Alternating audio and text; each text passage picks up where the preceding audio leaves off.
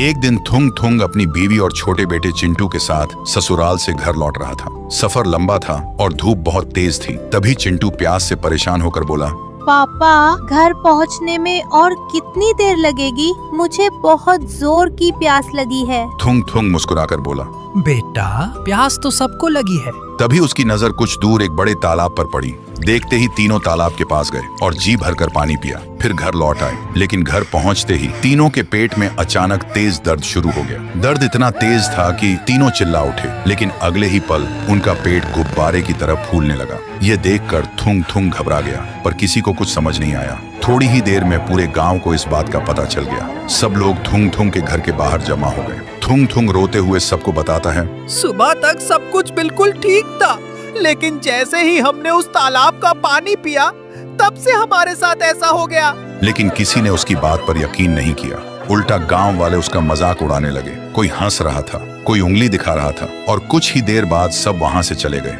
पर अपने दर्द और अपने परिवार की बेइज्जती ने थुंग थुंग को जवाब ढूंढने पर मजबूर कर दिया। फिर शाम के वक्त लोगों से छुपकर वह अकेला दोबारा उसी तालाब के पास आया और जोर से चिल्लाया, आखिर हमने तेरा क्या बिगाड़ा है?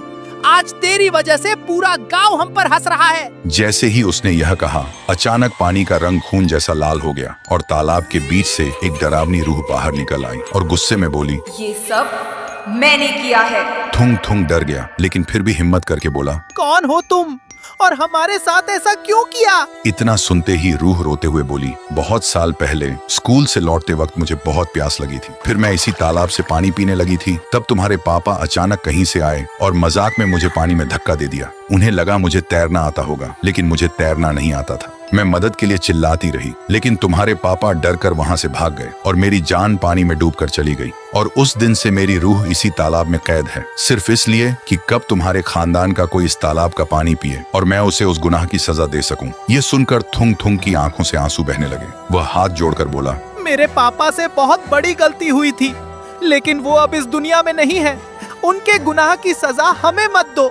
मेरा बच्चा तो उस वक्त पैदा भी नहीं हुआ था और आज वो दर्द के मारे तड़प रहा है। यह सुनकर रूह का गुस्सा एक पल में शांत हो गया। फिर वह हवा में हाथ घुमाकर बोली, मासूम बच्चों को कभी किसी और के गुनाह की सजा नहीं मिलनी चाहिए। और अपनी शक्ति से थुंग थुंग को उसके घर वापस पहुंचा दिया। घर पहुंचते ही उसने देखा कि उसकी बीवी और बेटा बिल्कुल ठीक हो चुके थे। ये देखते ही तीनों रोते हुए गले लग गए और थुंग